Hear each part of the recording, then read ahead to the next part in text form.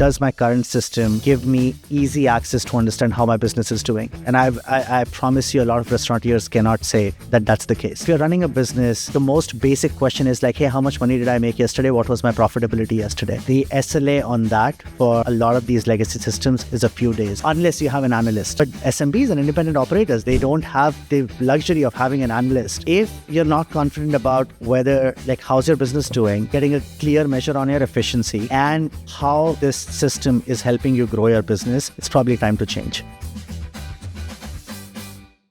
You're a product guy, so you could have gone anywhere. Why did you choose Otter, and why did you choose the restaurant industry?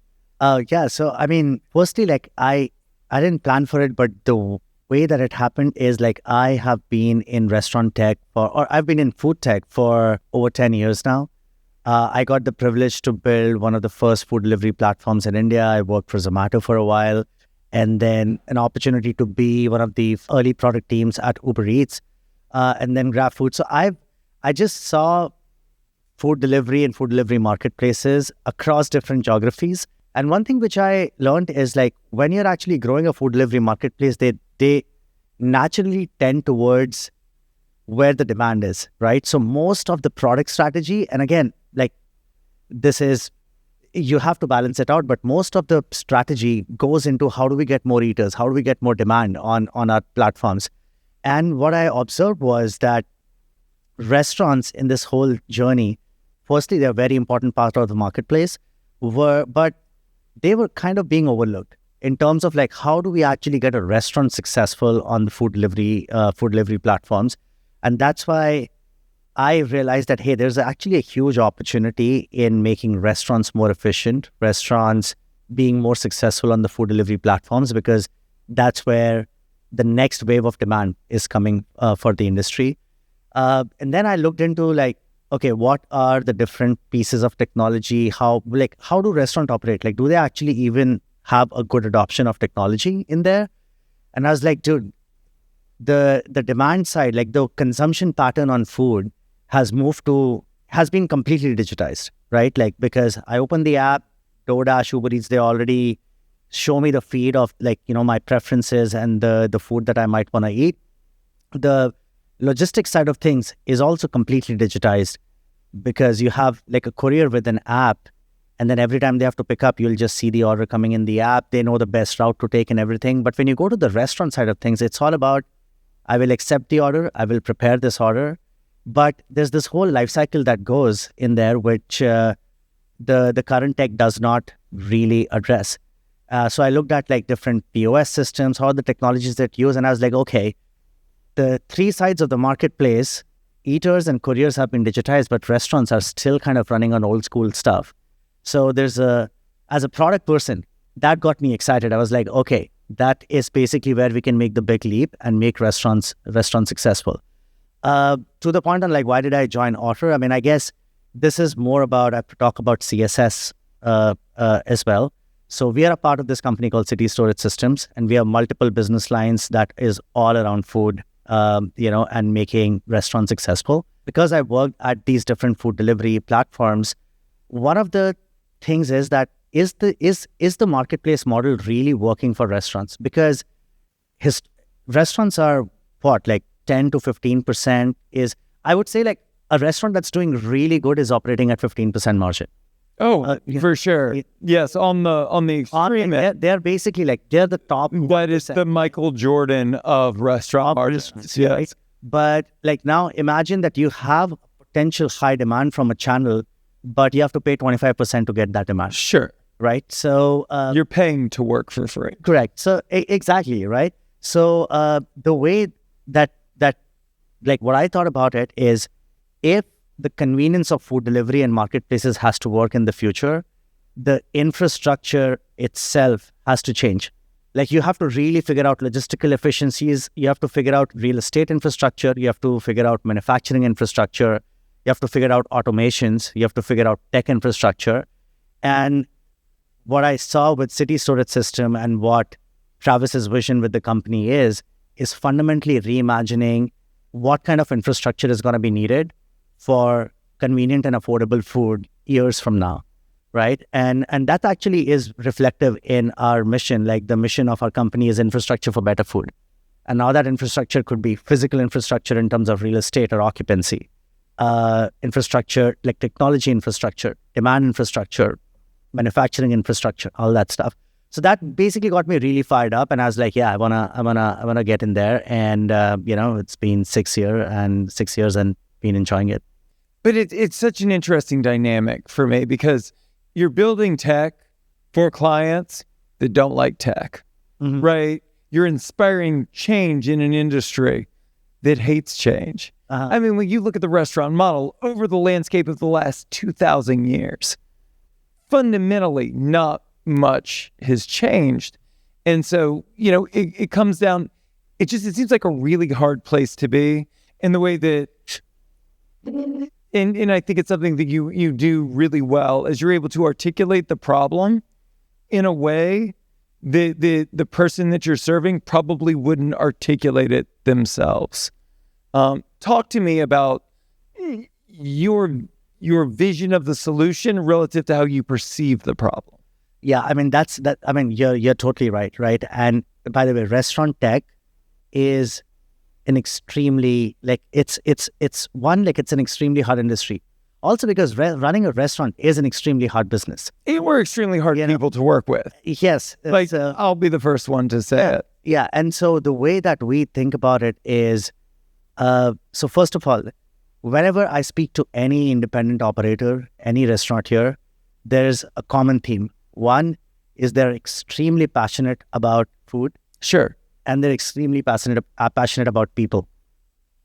They're definitely not passionate about tech. Certainly not.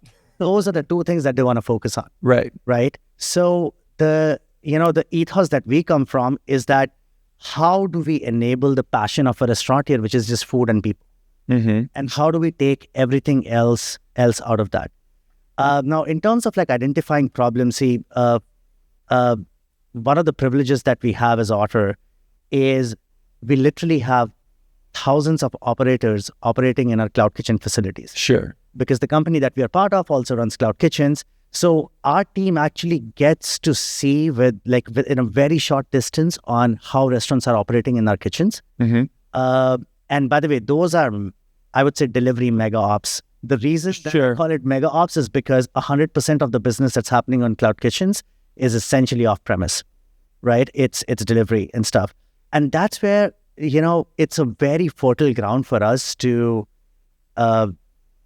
look at what's the next innovation that needs to be brought in, because every day we are actually observing the challenges that restaurants are facing with food delivery efficiencies and all of that stuff.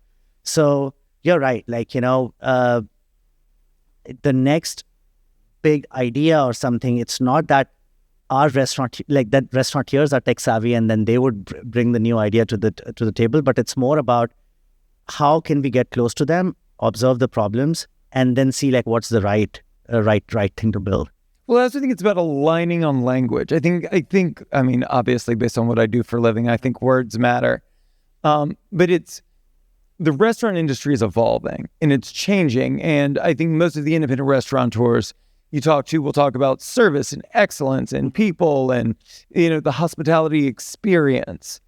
But what you focus on is the manufacturing side of that, which I think is as important, often ignored, but probably where there is the greatest potential to optimize, both in terms of operationally and profitability. There are key 3 things that a restaurateur is looking to answer. One is understanding how's my business doing. Yeah. And as simple as that question might sound, specifically for a business owner, you speak to a restaurateur and you're talking about hey, by the way, how many pizzas did you sell yesterday? Or what was your product mix thing? The current systems don't make it easy for restaurateurs to find that answer, right? The second piece is, now that I understand how my business is doing, how can I get more efficient? Is my labor correct? Am I staffed correctly? Am I procuring my inventories correctly? Are my store hours correct? So how can I actually get more efficient? And the third thing is, if I have reached at a spot where I know how's my business doing, and I know that I'm operating efficiently, then my third question is, how do I grow my business? Sure. Right? So I would say understanding how your business is doing, being more efficient at it, and then growing your business are probably like these three key themes of questions that come to mind that every operator is thinking about. Every leader that I sit across from, I don't think anyone takes the role thinking things are perfect here. Mm-hmm. I'm going to get into this seat and I'm just going to coast. Mm-hmm. Right? You obviously feel like you can bring yourself to the table and your ideas and your vision. So when you took the role and you began to envision where the industry is going, where the product is going, what roadmap did you develop? Yeah, no, that's an interesting question because so I came from a very consumer side of the world, and I had worked at these different food delivery platforms. I understand like how they're working, how they work with merchants. And when I looked at the restaurant tech, firstly, like POS is the centerpiece of restaurant technology. Like most of the restaurant operations are actually dependent on POS. And then I looked at it and I was like, hey, these POSs or like POSs were developed when the restaurant's world was simple and there were only in-store orders. But the order life cycle at when you're doing delivery orders is very different. Sure. So the first piece was just to understand like how do we bring this world of technology that is handling the analog or like in-person orders, and how do we merge it with the technology that is actually bringing delivery orders. So back in the days when I started, we would see most of the restaurants, as their number of channels are increasing, as they're signing up on DoorDash, Uber Eats, and have other food delivery platforms, you have like an individual tablet for all of these demand channels. And as I said, we have the privilege to have operators operate on our facilities. Sure. And by the way, cloud kitchens is a small space. Like it's not. That's the whole point, right? Like it's a delivery optimized kitchen, and I would see like a wall which is just dedicated to the tablets. You have like 10 different tablets because you might be a restaurant that is running multiple brands from the same kitchen. So you have like these different tablets, and then whenever you have busy hours, orders are basically just going like firing off from different tablets. And by the way, for each of these tablets, you have a printer as well. Mm-hmm. So in a small space, you have so many interfaces in which you're managing orders through, and then you have like these printers and all of these things. Everything was just so inefficient. It was a crazy, chaotic time during the busy period. Like busy period should be a good news for the restaurant. Sure. Right? But that thing was crazy. So we were like, hey, let's just solve this problem for our cloud kitchen customers. Like, why do they need to have a wall dedicated to tablets? Why can't there be just a single interface where an order, no matter whether that order is happening on Uber Eats or DoorDash or Grubhub or Caviar or whichever other platform that the restaurant might be, can it cleanly appear on a single interface? And can it appear in the same way as the other orders appear? Because one of the things which we learned was a DoorDash order will show up in a different format, right? Because they have their own set of modifiers and the way that the items appear. An Uber Eats receipt looks different. And that is basically what was resulting in inaccurate orders. Because as a staff member, I need to read, most of the restaurant staff members, they build a muscle memory. Sure. So the more consistent that you can keep things, the more normalized that you can keep things, the better it is for their operations. So we originally started with, let's just help these customers in the kitchens. Things are going wild with so many tablets and so many printers. So, and that was the origin of Otter. We were like, hey, our first thing in the roadmap would be a single interface where orders from everywhere just appear. They appear in a standardized, normalized way so that the staff doesn't have to worry about like, hey, if it's an Uber Eats receipt, I need to read the order this way. If it's a DoorDash receipt, I need to read the order that way. And we built that. Started so small. Yeah. So easy. It was, right? Yeah. It was just a little problem, just a little solution. 100%. Yeah. And when people were like, and it, by the way, that is something which was a great hit in our cloud kitchen customers. Oh, I'm sure. And many of our cloud kitchen customers are also customers that operate a brick and mortar location. Mm-hmm. And that was basically the eureka moment for us, because the customers who are kitchen customers, they would be like, hey, this thing is really cool. Can I actually also use this in my brick and mortar location? Because I am going crazy with the 4 or 5 tablets that I'm using. Sure. And then it was one customer after the other customer, and then other customer. And we were like, you know what? We think like there is a real opportunity to build a SaaS business here. And so we started very simple, which was like, guys, you don't have to deal with like 5 different tablets, which results in order errors. It's crazy. Like if you have to 86 an item, you have to go through 5 different interfaces and mark an item unavailable. While you're doing that, what if someone actually places an order with that item? The order needs to get canceled. Your customer is unhappy. It's just so inefficient. The whole fragmented, like operating your business through like 5 or 6 different interfaces is just not a thing. Sure. So that's how we started. And it was an instant product market fit. Also, I mean, COVID happened, so it kind of accelerated things for us, because even your brick and mortar location became a dark kitchen, because there were no one visiting in person. Right. 100% of your orders were delivery. So restaurants were even more, I would say, sensitive to the problems of scaling delivery. And that really got us into the orbit. And then it's that time, and like over a period of time, we realized more and more things that we can do for restaurants to make them efficient. So we started with just order aggregation, but now we are a full stack. We are a full stack product suite of back office tools, front of the house tool, back of the house tool. So yeah, it's almost Otter has evolved as an operating system for restaurants. It does, Yeah. which as a builder, I'm sure sounds really fun, but I'm also sure as a corporation, you would avoid it like the plague. Who says like, I want to go after all of these legacy businesses that have all of this brand recognition?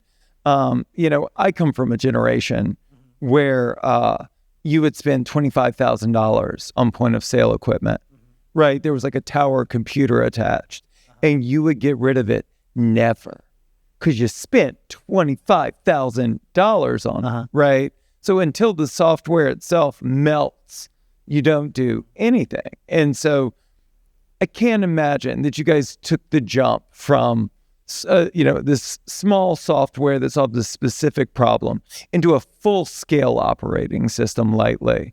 Talk to me about the market. What did the competitive landscape look like? Because I would assume it was a massive investment.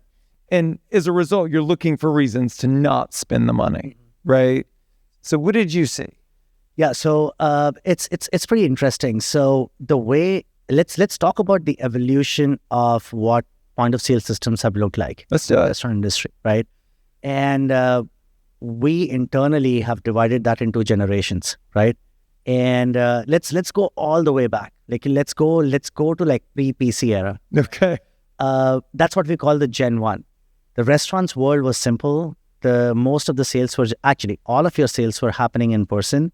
And this is the analog world where your POS was basically like a ledger machine. It was like, like a cash register. Sure. Right? And I'm talking about like pre-1980s period or something.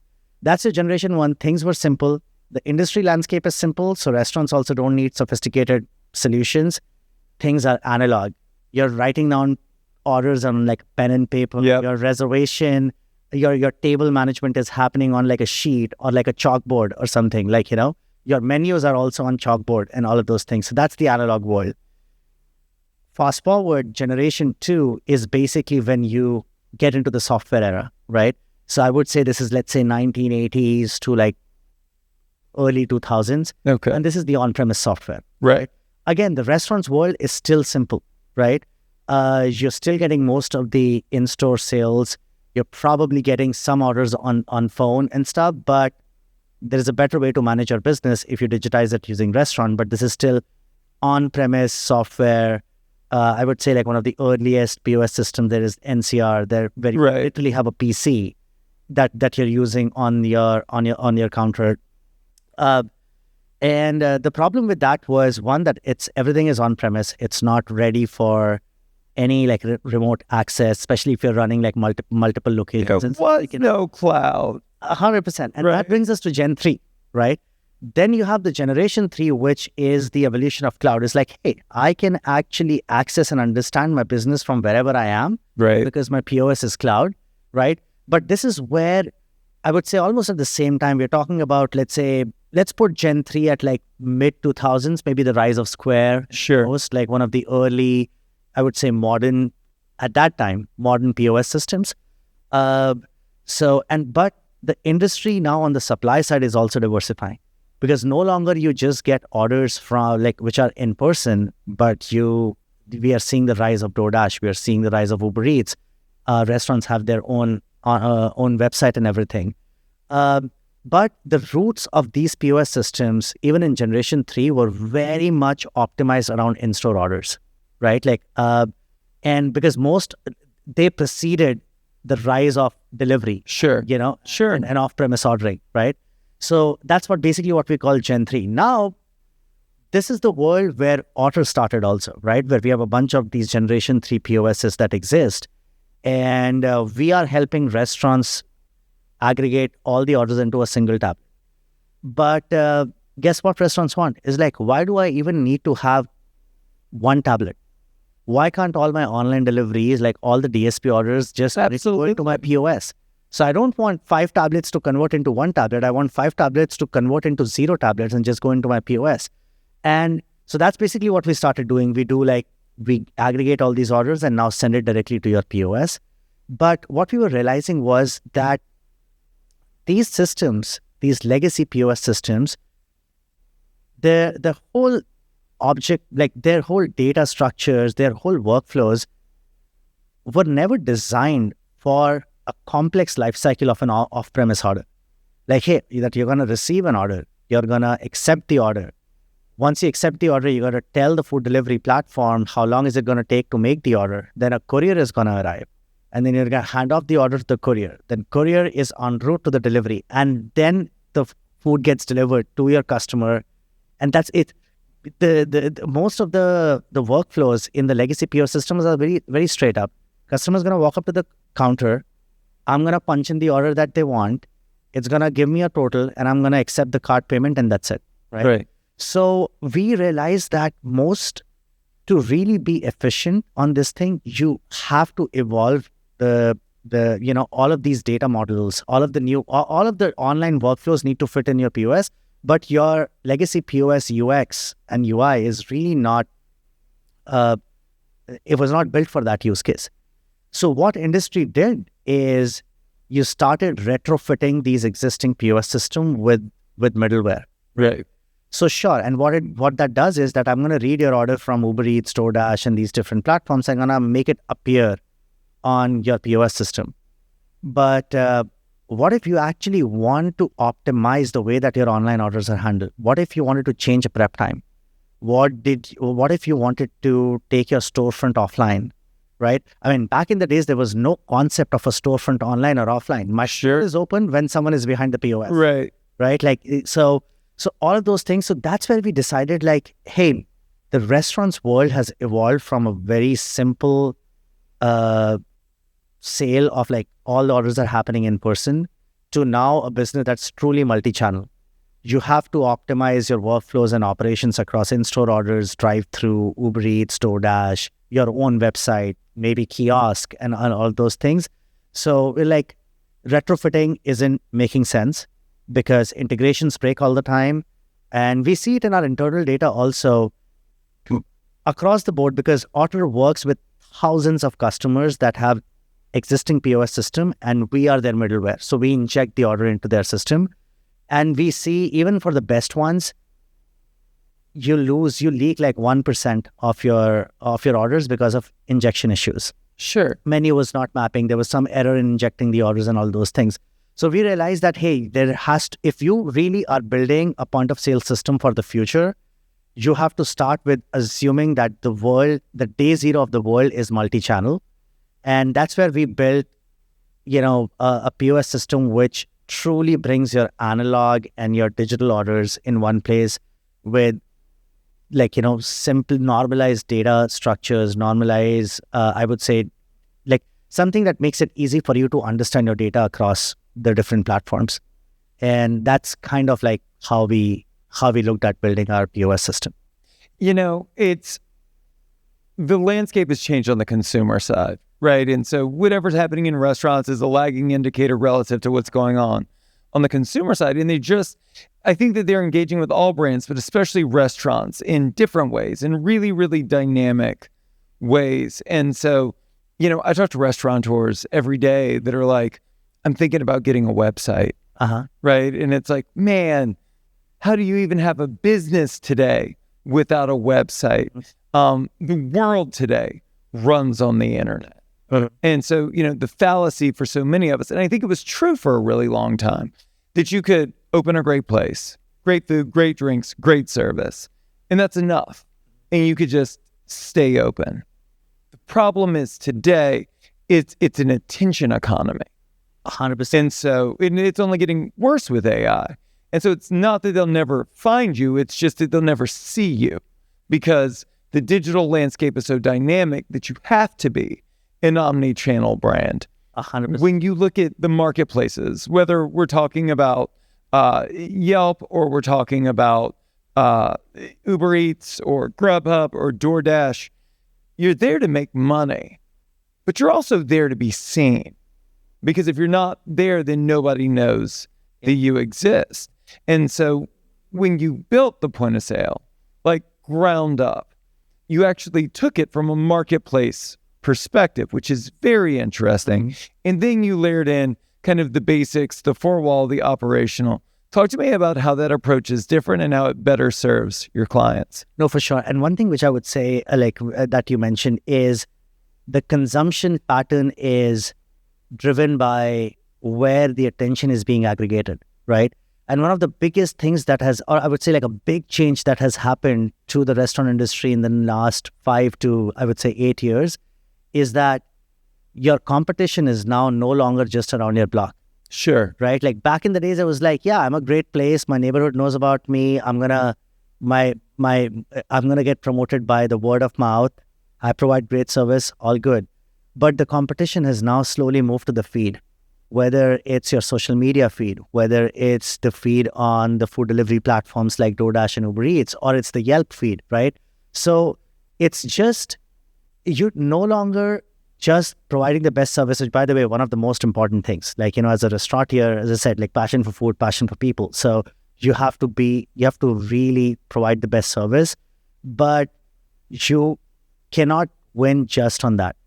For sure, you have to start thinking of yourself like almost like an e-commerce company, right? Where your brand is now not just competing like for attention in your blog, but with the whole delivery radius, you're basically competing for attention in a 5-mile radius. That was never the case for restaurants. Before, right? Before the dawn of food delivery. For sure. So that is something which I think like is a big piece, and that's where understanding how do I navigate, how do I hack the feed, how do I get like digitally savvy, how do I use data to identify the right eaters, like the right consumers that I need to target. How do I get enriched consumer data so that I can retarget them again? Like, how do I actually start doing funnel optimization? And it's honestly like this might look a little bit counterintuitive to like the traditional restaurant industry, because these terms like funnel optimization or like, Bro, I talk about this stuff every day. I think it is so important. No, 100%. Yeah. But I just think like, because the world became multi-channel so quickly, and, that resulted in the fragmented tech. So all your in-store orders are in your POS, then you have your online orders in your middleware and stuff. Your understanding of your business, because the modality of your business became more complex, your understanding of your business essentially got challenged.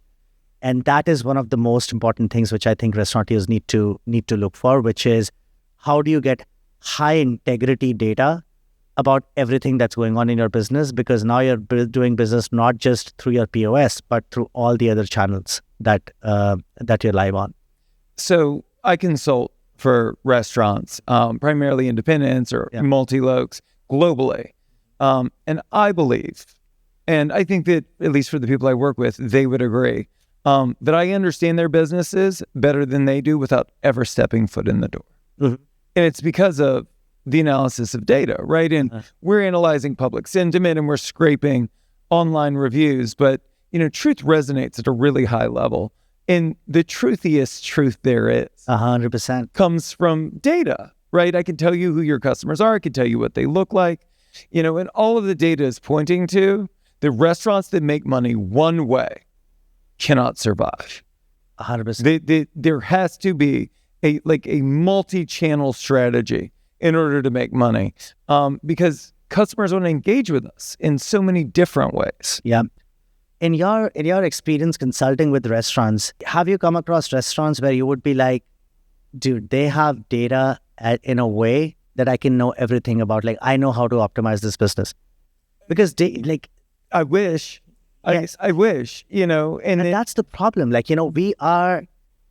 We're operating in such a digital first world, and just getting the right data about my business is still on the wish list. Sure. That's not how it should be. I've got clients that do millions a year, but have not delineated within their point of sale the catering revenue, the delivery revenue, and their four walls revenue.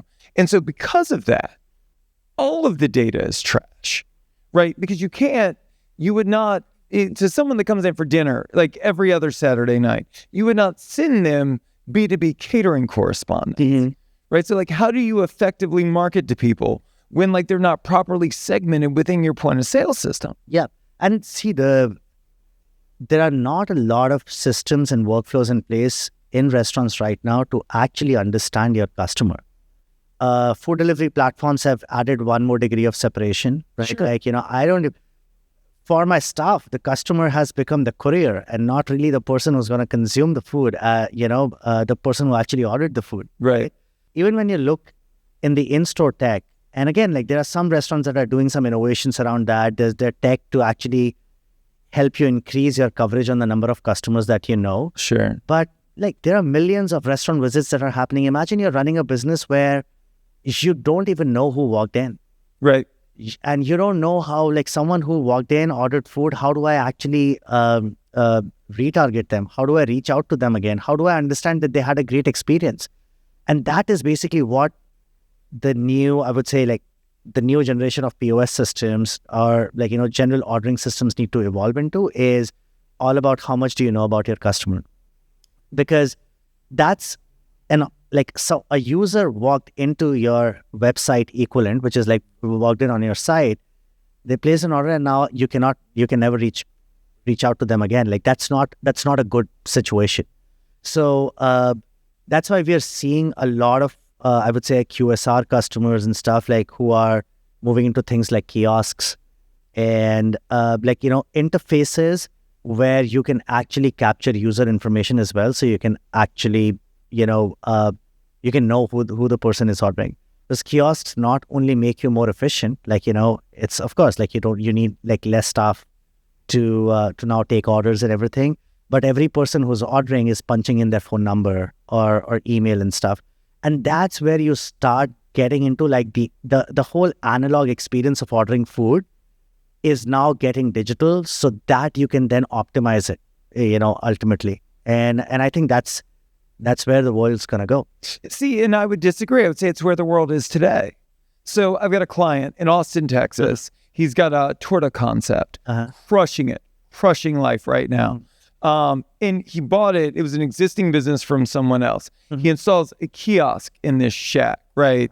Optimizes it, gets a catering kitchen off site. So now he's got a commissary. So he's supplying the food to this shack so that they can do more business. And then he's got a kiosk set up, multiple kiosks set up. So the guy has been in business a year and a half, right? Business has more than doubled this year. And it's as a result of the fact that he has 22,000 cell phone numbers, right? And his per customer average spend statistically goes up and up and up and up as we're optimizing the software to suggestively sell a little bit more of what people are already inclined to buy. Because the trick with sales, and you figure this out if you do it enough, it's the consistency of execution almost as much as it is the offer itself. And software is just uniquely qualified to do that because it will not exhaust. It is not embarrassed to ask for the upsell or the information. Yeah, and then I believe that that's your consumer's preference also is. Like if they're a busy restaurant, which looks like they are, and if they were still doing their traditional over-the-counter ordering, guess what the consumer experience is going to be? I will have to wait to place my order. So it's basically like where your choice of technology is moving is also where your consumer's preference is. Consumers they don't want to wait in line. They don't. Like, but if I'm going up, my preferred restaurant is like a popular restaurant, right? Like, so I know that I'm going to go there and I'm going to have to wait for like 15 minutes to just place my order, right? So as a consumer, my preference also is like, how can I just go there, quickly just punch in my order, wait for my food to arrive, making sure that I get everything that I ordered for. So there is high accuracy and that's it. So yeah, I mean, I would say you're right. Like this is where many restaurants are moving to now, right? Like self-service, essentially reducing service time, because that is the convenience equivalent for in-store dining, which is how quickly do I get my order? Do I get everything that I ordered? And then how quickly I can pay and then move out, right? And that's where software and the efficiency and the interfaces that like kiosk or your tableside ordering or ordering ahead on your cell phone, like become like very relevant interfaces for consumers. So I want to go back to what I said about manufacturing because I think it's relevant. So I owned a fast casual fried chicken restaurant. Rated by LA Weekly, the best fried chicken sandwich in the city. It was the best. We came out of fine dining. There was no way it wasn't going to be the best. And people hated it. And the reason that they hated it was because it took about 18 minutes to make. Mm-hmm. There were no heat lamps. There were no freezers. Everything was done in real time. This was the best fried chicken sandwich you've ever eaten. But we have an hour for lunch. And it took you 15 to 20 minutes to get there. And it'll take you 15 to 20 minutes to get back. And it took me 18 minutes to make your sandwich. That sandwich tastes terrible. And it's because I didn't understand at the time what business I was in. I wasn't in the experience business. I wasn't in the best food in the world business. I was in the manufacturing business. And that came with a stopwatch. And to your point, what I learned then is once you understand what business you're in, you have to optimize for that. And I think that especially for a lot of quick service models, when they see a line, they are inspired. They feel like they are successful. When there are people probably like you, definitely like me, that if I see a line, you're not going to get my money. And so how many people see that line? They don't see it as popularity. They see it as inefficiency, and they will never give you their money in a business where you need all of the dollars you can possibly get. 100%. I mean, actually what you said, it makes so much sense, is having a line around the block of your restaurant. I mean, you made it. People love your, like, whatever you're offering, right? But that is a signal of that you really need to focus on efficiency. Because again, if I go back to the funnel analogy, a line across the block is a leaky bucket. It is. It's a leaky funnel. 100%. And you're losing revenue. Like that basically means that you have so much more potential. Like if you get efficient, and by the way, that is also, if we talk about hospitality, it is not the best hospitality experience if I have to wait around the block for 30 minutes to place my order and then 18 minutes for my sandwich to come to me. And by this time I'm like, I'm already over my lunch break, So, and that is where I thinking of manufacturing as a more, and this is where I might go a little bit anti-pattern on what restaurants stand for, which is like warmth and passion and stuff, is sure how like the service needs to get a bit of like industrialization. Like you need to start thinking of food as like an industrial process where it's still high quality. And by the way, an industrial process results in consistent outcomes, right? For sure. So how are you evolving? Like imagine if like the future of the food is more equivalent to like when automobiles started getting manufactured on an assembly line, right? where you're thinking of it in such an optimized manufacturing process, whether it's automation, whether it's machines that you're deploying, that you're consistently delivering the food that you're making in a consistent time, right? Let's say if it's a minute or two or whatever, but it's just consistency. And at the same point of time, you are optimizing the wait times for your customers through use of technologies like kiosk or the QR code ordering or order ahead and stuff. So what your restaurant essentially becomes, it's just essentially becomes a handoff interface, right? There's not a lot of your customers are not waiting for their food to be prepared. Your food is not waiting at your location for the consumer to arrive. It just becomes a highly efficient handoff interface where I come in, I just place my order on the kiosk, or I've already placed my order through the mobile app or through the website. I go there and it's in a very consistent time. I get my food and I go out and that's it. So yeah, there's definitely something interesting in how to look at, and again, there's always going to be an experiential side of things, right? Sure. There's always a time where I would want to go and be pampered at a restaurant where I'm I don't care about just the food. I care about the experience. Maybe I'm there on a date night or my birthday or an occasional family dinner and stuff. But guess what? Those are let's say even for a high frequency person like that, you're going for experiential experience once every weekend. So let's say you're doing four or five of your meals are experiential. Sure. That still leaves 90% of your meals that are more about efficiency, convenience and functional eating, Right. But it's, it can be married together, right? Not everything is 11 Madison Park. I would argue that In-N-Out, I would argue that Chick-fil-A offer exceptional customer experiences. And the only reason that they have the bandwidth to do it when they are busier than all get out, it's because of the systems. Yep. It's because these proven systems give them the bandwidth to step out in front of the line and say, oh, here, let me refill your drink. Yeah. 100%. Right? And without that, you're just scaling chaos. Yeah. I mean, Chick-fil-A and again, see, this is an optimization problem, right? So Chick-fil-A and In-N-Out actually are example of restaurants that will have the line around the block. We have a location here. We have an In-N-Out location here in LA that actually became a city problem because the drive-thru would basically extend all the way to it would take the lane of a street, right? And they have now kind of decentralized the drive-thru where you're not placing an order at a single drive-thru point, but you are placing an order you have Chick-fil-A or In-N-Out employees with an iPad. Yeah, absolutely. And they're doing it in a lot. So that they know, so that they're basically making the queue move fast. Now, imagine if the evolution of this was voice AI ordering. Right. Where you actually didn't even need a staff or an access point to place your order. You've already placed it, I don't know, through the Siri or the Google Assistant that's available in many modern cars now, or a mobile app, or you've already placed your order and you're just going there and picking it up. And I think that's, again, the effectiveness of placing the order ahead of time and then just going there and picking it up is something which will definitely lead to more efficiency. And so, I think that there's a fallacy. I'll tell you a story about a client who will watch this and probably be unhappy that I bring it up. But he owns a pizza place, and it's a very successful pizza place.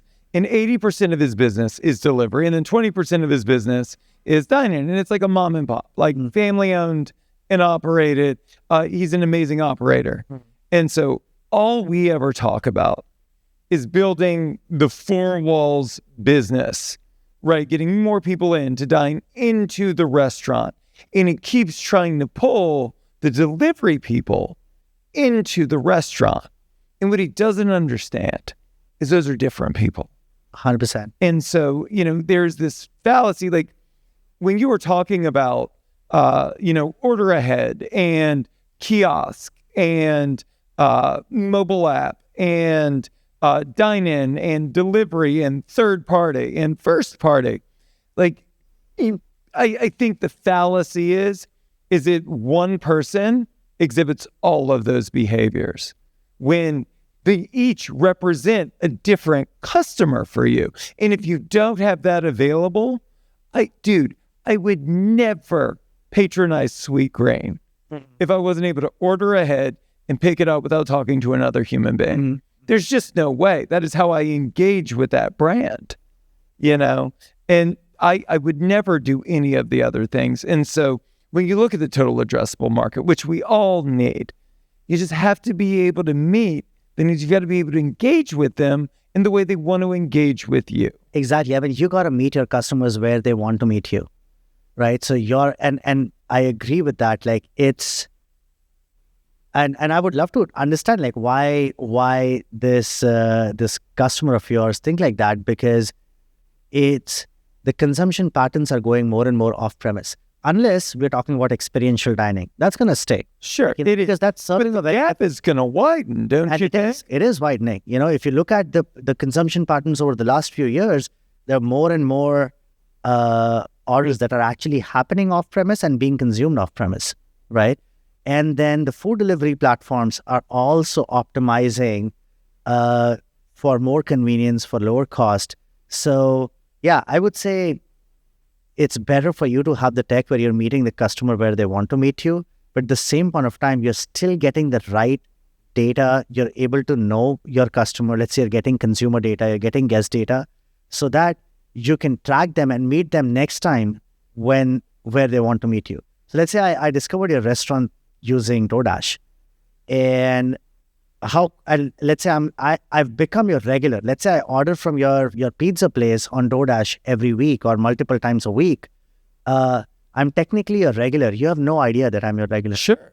When I next come into your on-premise, like when I come for a dine-in, shouldn't I be treated like a regular? Shouldn't I get like a more elevated hospitality experience? Shouldn't maybe the staff be like, oh, would you like your usual? Sure.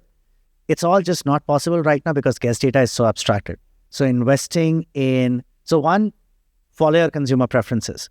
If your strategy is like, oh, I want to just get more and more customers dine in or like on premise, that's not where the industry is going. Like people are looking for convenience. Like that's, you said that already. Like I think that's a fallacy. But your thing is whenever and wherever your customer placing the order, how much can you know about them?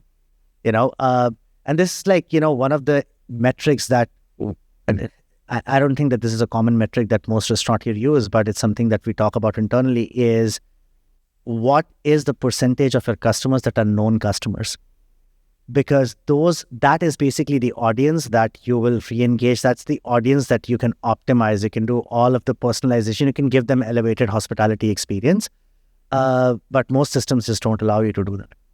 Well, you need the data because I believe that one of the biggest hurdles as a restaurateur is believing everything that everyone has agreed is true for all of these years. In the fast casual concept, we didn't have a physical menu. We had a digital menu board. Mm-hmm. And the reason that we did was when we first opened for the first 6 weeks, I changed the prices constantly. Mm-hmm.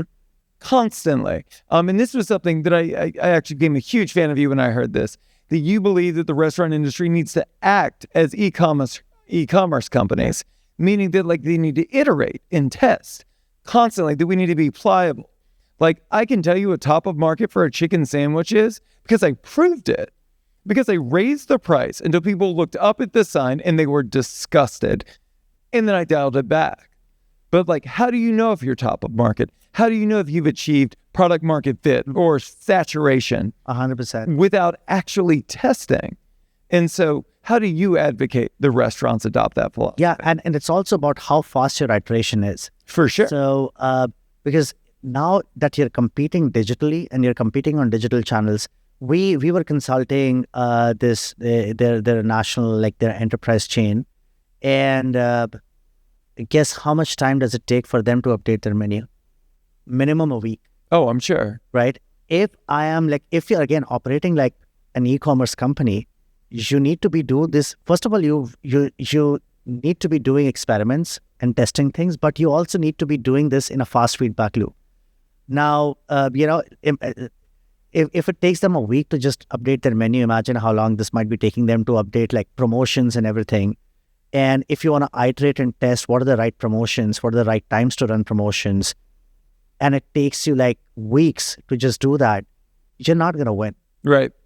the restaurant that actually has control over those things, can do this thing real time, is the one that's going to win, because they have everything. They can basically learn quickly. They can truth seek quickly, basically. And that's basically one of the philosophies of our product is, hey, you're not just competing in your block now, you're competing digitally as well. And because we have all of your different sales channels integrated into a single system, you can experiment almost equivalent to an e-commerce company. Right. You want to do menu experiment, you can just run, like you can publish different versions of menu like instantly. Right. Because words matter, right? You change the name of this thing from this to that. You slightly adjust the description. You change your product mix, right? You had 18 items and it created overwhelm. So you dropped it down to 16 and then to 12. And then at 12, it takes off. But you don't know unless you test. 100%. And then do you have the system to test? If you're still managing your menu across 6 different dashboards, like, it's not going to work. We have marketing is actually another example where iteration really matters, right? So we have this product where because we're integrated with all of the different places that you're doing business, including your in-store, if you're our POS customer, we understand how the demand patterns are across your different platforms, how eaters are behaving. We also understand like how different promotions for your cuisine type are working in the industry, right? So we can do like automated optimization of your promos where you're like, hey, instead of running, let's say, a buy one, get one on pizza for 2 weeks because you can't even change your promo anymore. Sure. We would optimize that for you at an hour level. It's like, hey, looks like this channel is getting on a slowdown period. Kitchen has capacity. Let's just do more promos. So there could be a situation in which like, hey, kitchen is already over capacity because there are a lot of people who are dining in-house. And by the way, those are the kind of customers you would prioritize. How can you slow down on promos? And imagine if this was all happening in an autopilot situation. So now you're not just iterating quickly, you're experimenting quickly, but you're also experimenting. You're letting the system find the most optimal point of what you should be doing.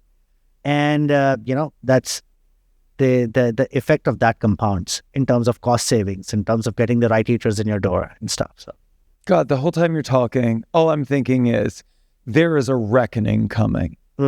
Because if everyone around you is using that technology, how do you survive? It's again in 2,000 years with so few iterations, but like seeing the capacity, forgetting the upside entirely. You think about the downside, and it's like if everyone else is doing this, they're not only making more money top line, but they're also keeping money. They're keeping more money because they're optimizing, which is as exciting as it is terrifying. Yeah. I mean, see, if everything is a level playing ground, what's going to prevail is your service quality. 100%. Quality of your product. Right? But if it's not, and some people are using advanced technology and some people aren't, there's just going to be a lot of bloodletting. 100%. And that's how we have seen that. We have seen that in different sectors outside of food and beverage. Like we have seen that with retail, or what happened when Amazon came in. For sure. And it's not like, even when existing businesses became digital and went on Amazon, there are new businesses who were like, just born yesterday, but they understood how to operate in the whole marketplace world. They understood how the consumption patterns and demand patterns are changing. They adapted to that first, and they were able to beat like a retailer that has existed for 100 years. For sure. The rock stars on Amazon, or some of the key brands that have been just built on Amazon, have made a lot of existing brands obsolete. So it's, yes, the sooner one you accept that, hey, and this is for any business, not just for restaurant business. The question is like, hey, how much do you want to resist the future? Sure. How much do you want to how much inertia do you have to adopt the technology? Because the faster you'll do it, the faster edge that you have. And in fact, there is a different first mover advantage here. Like, if you adopt the right technology, if you partner with the right technology partner, you get a single pane of glass of where you can see how your business is doing, and you're able to act and optimize. It almost becomes like a real-time optimization game on your business. this is assuming that you're at least providing a certain level of service quality, right? Of course. So yeah, I mean, ultimately, things are. When technology is no longer a luxury, it's a necessity, and we are actually seeing when we also see customers that have adopted, let's say, what deep into our ecosystem, meaning they're using a lot of our modules, not just like one or the other ones. We see them consistently perform better. Sure. On operational metrics, on marketing ROI metrics, on eater retention metrics, generally on defect metrics. And then ultimately this translates into higher GMV, right? So we consistently see those customers outperform similar restaurants around them. And I would say like you adopting these technologies is also a signal of how much you care about these efficiencies, like how much you care about operational excellence. And those are the restaurants that end up winning ultimately. I think you could ask anyone listening, they'd be like, does that sound amazing? Yes. Do you want to change your point of sale company? Absolutely not. It's just so painful. And, like we said, when we were talking earlier, like I spent $25,000 on my point of sale system. It came with a whole tower computer. Like when have I exhausted that investment? And then, on the other side of the coin, I've worked with tech companies over the years, and they say, how can I convince restaurant owners to buy this thing? And I say, the equation is really simple. You make it free, right? That either you are making restaurants so much more money or saving them so much more money that it's free. And that's very similar to your approach. Can you talk about all of the ways that the system itself, I would call it an operational system, helps generate more revenue while helping them save more money? 100%. Yeah, and that's the whole pitch, right? The way that we look at our POS system is not just a point of ledger, right? Where you're punching in orders and you have your credit card machine, you're taking in the orders. This POS can just do so much more for you, right? So the way that we think about our system is like an operating system. The first responsibility of that system is to aggregate and consolidate anything that's happening in your business into a single system. Sure. Right? And then find opportunities on how you optimize that, right? And so we have a bunch of modules that look at, let's say, your financial inconsistencies or like your financial reconciliation inconsistencies on the different food delivery platforms. There are, it's very common for restaurants to see like adjustments, miscellaneous charges, like an eater complaint like, hey, this item was missing and you were not paid. So we have this product called Revenue Recapture, which automatically scans if there is any inconsistency on something that you should have been paid for, but you were not paid for. And it automatically, uses the right processes on the food delivery platforms and gets your money back. So now you have gotten a system that is also like paying back for itself. It's basically bringing you back the money that you lost. We have a module that helps SMB restaurants get access to a group purchasing benefit, like, for your inventories that typically is reserved for like larger chains. Because when you have like 100, 200, maybe thousands of locations, you have a different negotiating power on your inventory. So we have this module that actually creates corpus of like a group of SMBs, and then, we help you find cash back on your inventory or lower prices. So that way now you have done a system. This is the system that basically just it's omniscient about whatever is going on. So we can now find these these pockets of opportunities that brings your money back, that helps you optimize your bottom line. And then if you talk about on the demand side, the whole marketing piece that I was talking about, this system now knows exactly the time when your kitchen is busy, exactly the time when your kitchen is overstaffed or understaffed, exactly the time when what the right promo should be run. And, all of that stuff is happening in an automated fashion. So when you truly look at like a POS, like our POS ultimately becomes your P&L optimizer. And that's what we typically talk about internally is like, hey, Otter's product strategy is restaurants P&L. So our teams essentially just look at, okay, if we have to deliver restaurants with highly successful P&L, what are the opportunities that we have? And And we see that because we know how your business is being run, because it's a fully integrated system. We understand your sales across all the different platforms. You understand your labor. We integrate with your inventory and supply provider, and truly bring all of the data into a computer that's just optimizing for your success, while you're focusing on the two things that restaurateurs care about the most, which is food and people. So that's how we think about it. Well, and think about all of the other money saved, though, right? Because you could do that without Otter, right? With this Frankensteinian scenario where you're bolting on, this is $19.99 a month, this is $29.99 a month, this is, and it's inefficient, it's leaking profitability, and the data isn't going to be as clean. 100%. Like if you're doing that, let's say without Otter, then that's the only thing you're doing. Right. The thing with Otter is that, hey, we are going to take care of all of this stuff. We are going to take care of all of these things in your business, but give you time back to, again, focus on what you do the best, which is cook amazing food, take care of your customers, and again, passion for food and passion for people, right?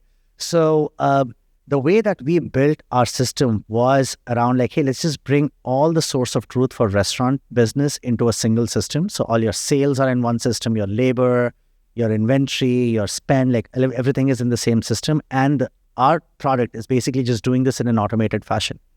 So we are fixing things that are inefficient in your business while giving you time back and while being cost efficient. Because, and you're right, if you're working with 5 different vendors on 5 different things, your data is fragmented, right? Your data is all over the place, but at the same point of time, there is an overhead of doing all of that management. There is. Now you're restaurateurs don't need to have passion for IT. They need to. Amen. Yeah. Amen. Put that on a bumper sticker. Yeah. So, that's where we come in. Let us be your tech team. Let us worry about those optimizations. Let us bring those automations. Let us worry about tech. And again, this is at the cost of repetition, while restaurants keep doing what they do the best, which is cook great food, provide great hospitality. One of the hurdles, and I don't think it's unique to restaurateurs, I think it's entrepreneurs in general, is, especially in the age of AI, right? I'm sure you see it too. I'm on YouTube and I see, there's this new AI tool. I've got to use it in my business, right? I want to use, so there are all of these distractions. And one of the things that came across really authentically in talking with your team is, the belief that everybody should be using Otter, but not everyone needs to use it right now. There is a time to change out your point of sale. And so that being the case, when do you think it's the right time for someone to change out their point of sale? I mean, see, that's interesting, because there is a switching cost, of course. Sure. And it also depends on what your priorities are. This question is almost equivalent of okay, if you're using a BlackBerry in 2025, what's the right time to change your BlackBerry? Probably 2010. Yeah, probably 7 years ago, right? So now, but at the same amount of time, it's depending upon your operations. If, do you think that the system is actually meeting your needs? Right. Because your needs are no longer, again, if I keep going on the cell phone analogy, your needs no longer for the device is just making calls or texting someone. Sure. There's just so much more you can do, and that's basically the thing. So I would say you should ask yourself these 3 questions. Does my current system give me easy access to understand how my business is doing? And I promise you a lot of restaurateurs cannot say that that's the case. For sure. It is, if you're running a business, the most basic question is hey, how much money did I make yesterday? What was my profitability yesterday? Right. You will need the SLA on that for a lot of these legacy systems is a few days, unless you have an analyst. But SMBs and independent operators, they don't have the luxury of having an analyst or a dedicated team to do this, right? It's somebody's mother-in-law. Yeah, or your nephew or niece, For sure. helping you with that. So if you're not confident about whether, how's your business doing, getting a clear measure on your efficiency, like, how efficient is your business, and like, how this system is helping you grow your business, it's probably time to change. And there is a lot of, I would say there was an inflection point when it came to like the adoption of technology in restaurant. And I would say it kind of almost overlaps with the rise of digital channels for ordering, and also like a rise of your consumers now being more on the digital platforms than the back olden days where like, you would have flyers and you would have like, your discovery is going to happen offline. So your consumers are way ahead of you already in terms of technology adoption. And you need to be there if you actually want to be the first entity that they discover, right? So, I mean, if I tie it back to like, when's the right time to change your POS, I think it's really like, you need to first start you need to start expecting more from your POS system. And here's the other thing, by the way, when I speak to some of the restaurateurs, I see like industry has been just so accepting of things. Like, when I was like, hey, why are you not able to change your menu in real time? Why are you not able to optimize your menu in an automated way? It's like, oh, but that's how things are. Yeah. It's just, they don't, like, you gotta be more demanding, I would say.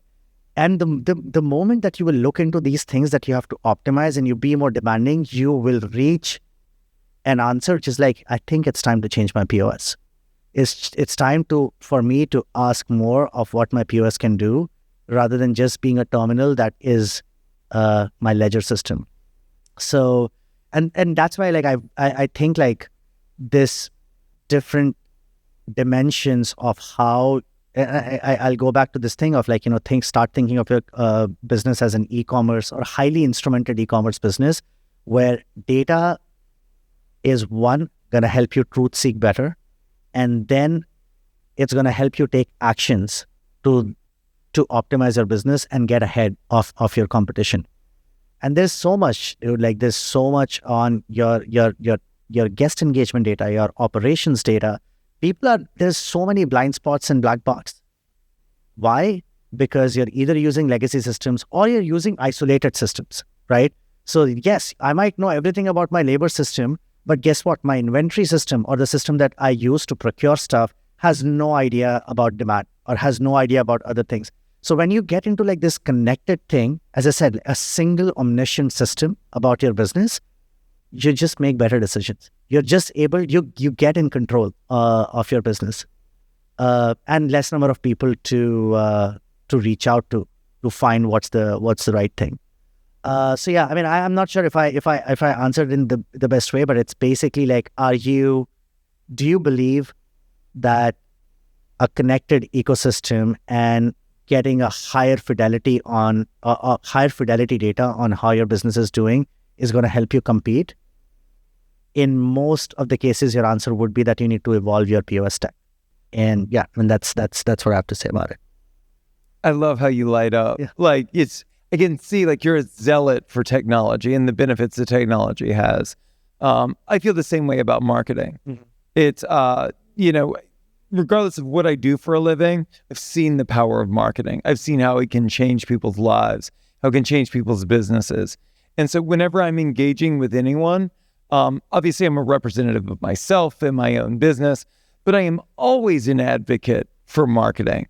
And I'm also a big advocate for coaching. And one of the things that I do when I meet with someone, I always state the intention, which is I want you to believe that a coach can help you. Mm-hmm. Because like professional athletes have coaches, right? Like you would be shocked if an Olympian didn't have a coach, right? Mm-hmm. And so what I want to do is I want to make it really clear. I want to set the benchmark for like when you're looking for a coach, this is what they should do for you. Mm-hmm. And so I would like you to do the same thing for me.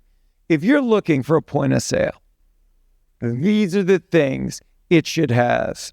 I guess I'll start with first thing, which I know most of the SMBs look for, which is, I would say, like kind of like a trap or a wrong way of thinking about it. Because most restaurants just think of their POS system as a way to punch in the order and accept payments. Right. the thing that you look out for, like, hey, who's offering me the lowest transaction fees? Like, who's offering me lowest credit card fees? And that by design, that means that you're not expecting a lot from your POS system. Then, so first you have to get into this mindset is your point of sale system is basically the origin point of your sale. And that's either whether it's through your cashier or like we have kiosk and other things as well. Like that is basically your demand data is getting generated. So I would say like one of the most important things to look out for is my POS system preparing me with a very clean and right set of data points, especially when my sales are not just happening in person. My sales are happening on different food delivery platforms, my online ordering website, and all those things. So I would say the more natively that your POS supports these integrations with these different sales channels is important, because that means that you actually have clean sales data across different platforms. And by the way, for a restaurant, understanding demand data is extremely It is everything. It is everything. And you don't have the levers to do that today. At least for most, I would say, as you move up the chain, like mid-market, enterprise, they probably have built their own systems to deal with this problem, but SMBs, they don't. So, the way that most of the POSs work today is either through a middleware or like a basic integration where it's like, hey, we're going to read these orders from different platforms and then just going to show it up. But what kind of levers are you giving me to optimize the order or handle that order well? Like, can I change my prep time? Can I see how far my courier is? Can I actually fire my orders based on how far the courier is? Like, all of those things is when these are the questions that only a POS that is natively integrated with food delivery platforms, which is digital first, will be able to answer. For sure. Not your usual POSs in the market with middleware that's like, hey, an order was placed, and guess what? A receipt was printed, it shows up in your KDS, and that's our responsibility. With us, the way that we think about it is that, hey, yeah, an order was placed no matter whichever channel. Is it being served in the most optimized way, in the most efficient way or not? So I would say like this entire multi-channel data, high fidelity data is one of the most important pieces. The second thing I would say is a POS then helps you, like now that the POS has the right data and the right structured data, how easily it is helping you answer basic questions about your business. And like, on your sales, your demand prediction, how your operations are, and like, all those things is something which is pretty important. And then last but not the least, I would say is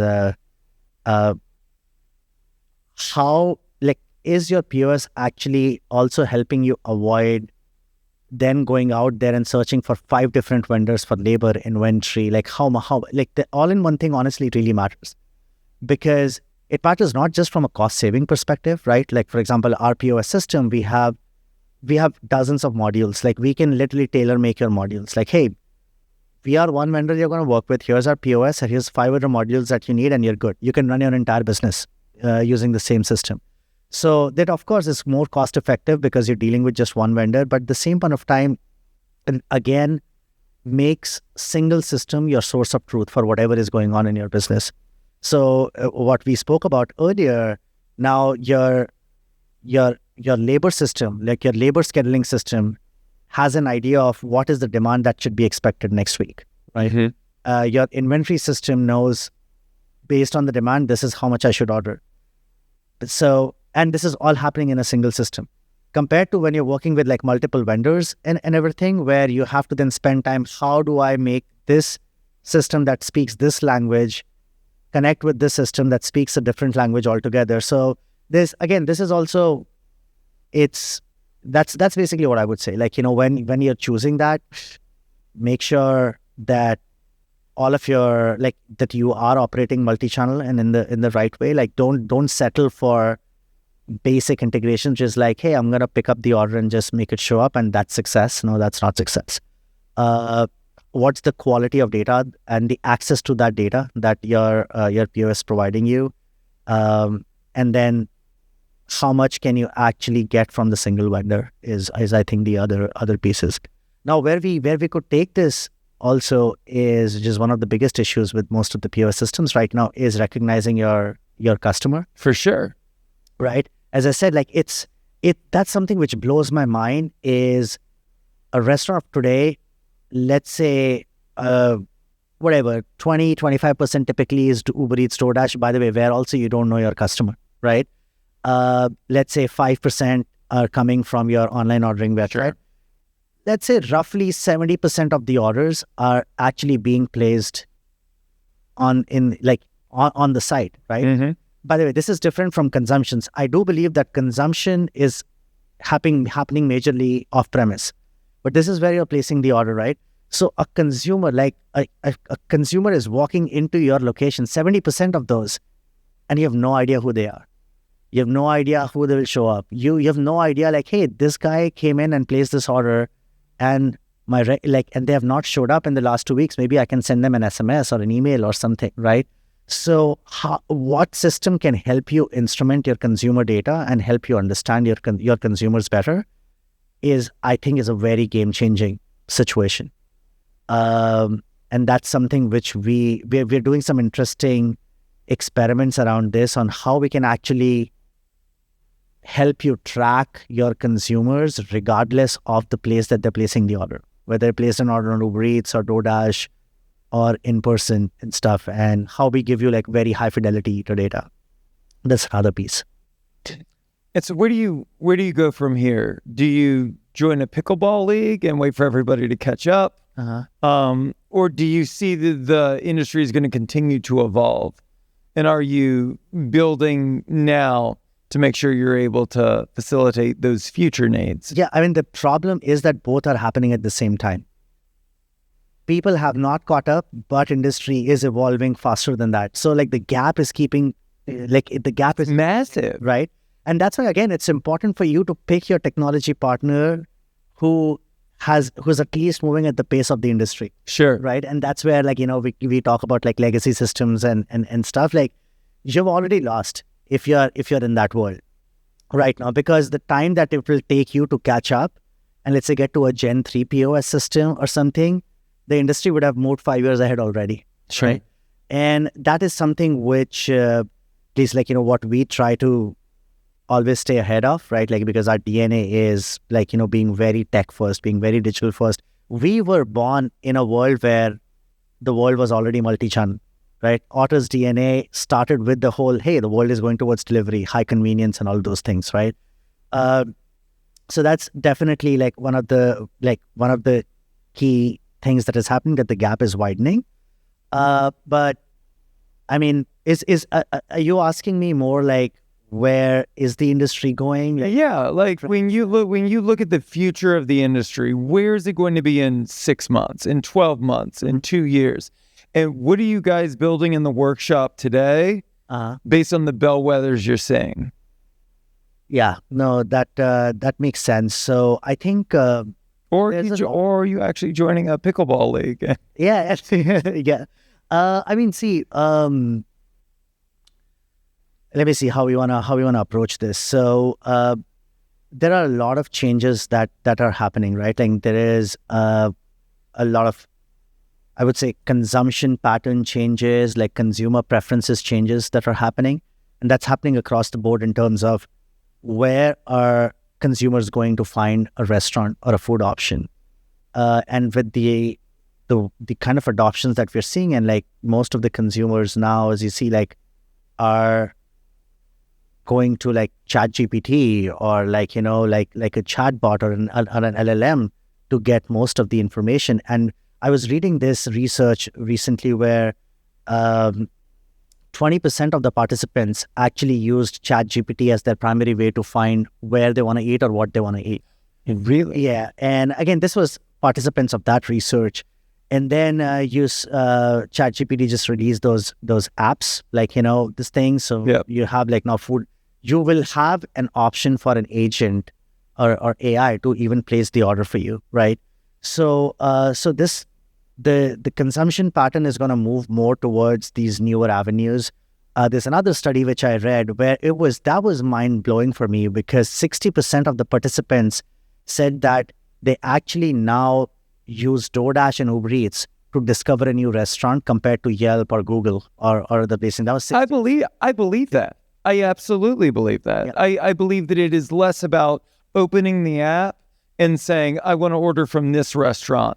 And I think it's more about, what do you have for me today, Grubhub?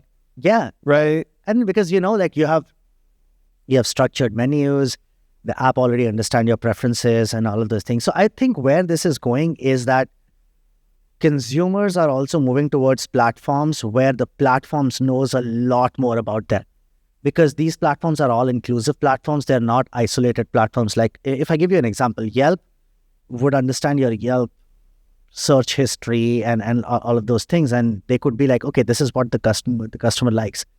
ChatGPT is not a place where you're just going there for food, but you're asking them questions related to anything, or the understanding that platform has on what your food preferences would be are going to be far superior. Because they're informed by all of this other Because content. they're informed by all the interactions. They know your food allergies and they know everything. Yeah, and because they are informed by not just your food activities, but they're informed by generally your life activities. Right? Because I am going and interacting with these systems, like probably an agent that you have interacted with enough would know your food preference or what's right for you better than even your Sure. So I would say like that's one of the places which I think is going to be interesting. Let's see how more and more food discovery and food demand comes from these newer platforms, the AI platforms, ChatGPTs of the world and stuff. Especially also how these platforms are investing in getting closer to the interface that's to you. Saw like ChatGPT launched their browser, Perplexity launched their browser, like how they're trying to also become very closer to the interface that shares on a daily basis. So I think that feels like an obvious one, that most of your discovery and even ordering might happen from there, and how the restaurant industry evolves for that. How do you optimize your information? What are the things that you put out there so that you are front and center whenever someone is querying about that? I think that's an interesting one. Where we go from there is then the I would say the other macro trend that we're seeing is the cost pressure of labor. It's insane. It is. It's insane. It used to be cost of goods. No one cares about cost of goods. It's all labor today. Yeah, I mean, I would say like the cost of labor is just outpaced the increase in cost of goods, and coupled with inflation for your end consumer. Sure. Could you figure out ways in providing the same level of convenience, but at a lower cost than your competitors? And where the mind goes is then in all about automations and efficiencies, right? So, and these efficiencies are across your operation. It's not just manufacturing efficiencies, right? So, we are seeing a lot of restaurants move towards like, hey, do I actually need a dedicated person to take orders from my customer? Sure. Can they just do the self-serve? And while I have my staff that's just focused on making the food, right? So more like self-serve ways, like more like POS going from the point of sale terminal that's on the counter to to an interface that's in your pocket, which is your cell phone, is what's where the world's gonna go. And you already see that in a bunch of geographies, like, if you go to China or Singapore and like in these places, in fact, in China, there has been no point of sale terminal for a decade, I guess. It's all, a lot of restaurants just have like those QR codes. You just place the order in your app, and then all the staff is doing is just preparing the food and bringing it to the table, right? So I think this efficiency of how do you take orders and how do you get like zero human involvement in taking orders, voice AI, all of those things, I think are interesting. Then the big piece, which I think the industry is yet to see, like this being like super effective, but I think things are going there, is automations in manufacturing, automations in making the food. We have seen, Chipotle with their hyphen product, or Sweet Green investing in the Infinite Kitchens, but I guess now Grubhub just bought them. But how do you move from like more machines assisting humans to make the food to like complete full automation? Um, we have a business line, like a part of our CSS ecosystem is this company called Lab 37 that where it's kind of our research lab for robotics and how automations can help in lowering cost in the kitchens through like automated food prep and everything. So I think that's another big piece. Then you talk about like automations and convenience. So uh, like one of the big pieces right now is that DoorDash, Uber Eats, like these food delivery platforms provide me like great level of convenience, but it's also at a great cost. Like I was especially in the recent days with all the inflation and all these things, and if restaurants have to make money, they have to jack up their prices. If I have to, I was comparing a meal that I would consume, let's say for dinner, and if I were to go to the restaurant and place that order and bring it back, and if I'm placing that order on the food delivery platforms, the delta was 50 or 55%. Oh, yeah, for sure. It's crazy. It is. Absolutely. Like, imagine, and for someone like I'm a like, I'm a single person household and I don't usually cook. So most of my meals are actually from these delivery platforms. Imagine like how much am I just spending for that convenience? Right? For sure. So how do you, and like when these platforms started, and by the way, I've worked at a few of them, the original, I would say like a aspirational mission was, how do you make convenience of ordering food at home compete with making food at home? Sure. And I don't think we are nowhere close to that. But when I think about that world, it's going to be an amazing world. If the price of me getting the food in my house starts getting even closer in the range to either cooking at home or going out there and picking my food up, that is the ultimate, like, that's the ultimate part. And I think for that, a lot of logistical innovations they need to happen as well. So we are hearing about drone deliveries, or you see the cocobots and like, some of these robotics in the logistics side of things as well. So I would say probably that's another place where we see the industry going. But all in all, I think what it means for restaurants is look at things that you can like basically like for restaurants, one, knowing your customer, following your customer. Following your customer preferences. The more and more that you will invest in knowing about your guests, having an enriched guest profile and owning your data, because sure, you are right now, you can go to DoorDash and Uber Eats dashboard, you can see your repeat customers and stuff, but at the end of the day, it's their customer, it's not your customer, right? So the technology that helps you really enrich guest data, I think is an important piece. And then technology that helps you really grind out the operational inefficiencies, reduce your labor cost per unit of food prepared with high quality, like with zero defects, is basically what you'll have to do. And there's a lot of automations like with AI, robotics, data platforms. Like this is basically what's going to happen, is what we believe. I've got one last question for you. I don't think they're successful people. I think they're successful habits that people employ. And with consistency, you achieve a level of success. And personally, you achieved this amazing level of success. And then also like through Otter, I mean, the fact that we're even having this conversation proves that like you guys have made it in easily one of the most competitive fields with such entrenched competitors for years. And I would ask you, what should we steal from you? What are the tactics, the tools, the strategies that have served you well that we should internalize and would benefit us? One, it's about like curiosity, and that is specifically if you're talking about like listeners who are like restaurant operators, like it's sometimes it's actually hard when you're in something, grinding out something for a long time.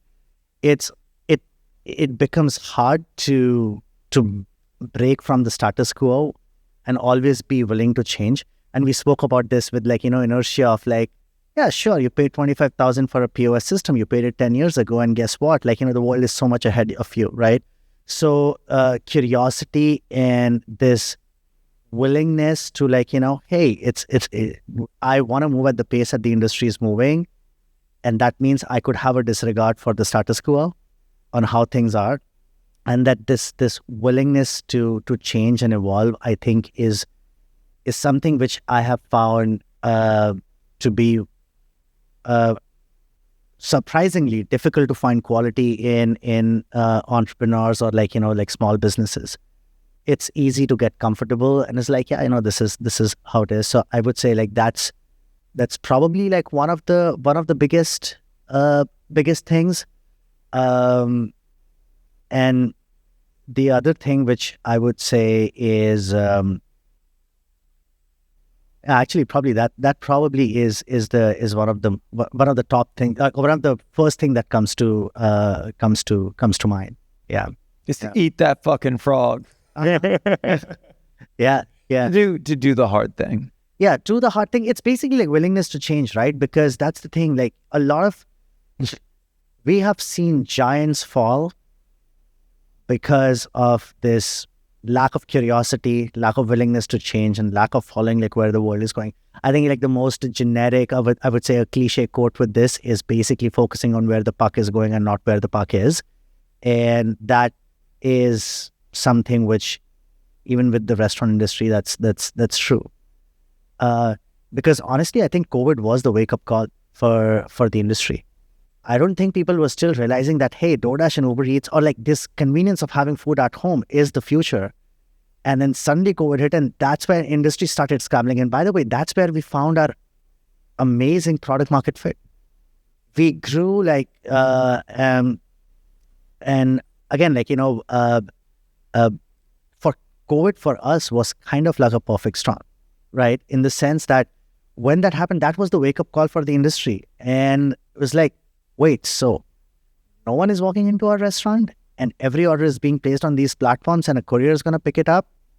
And when 100% of your orders were delivery orders, you realized how far behind you are in terms of keeping up with your operational workflows for technology that supports those operational workflows.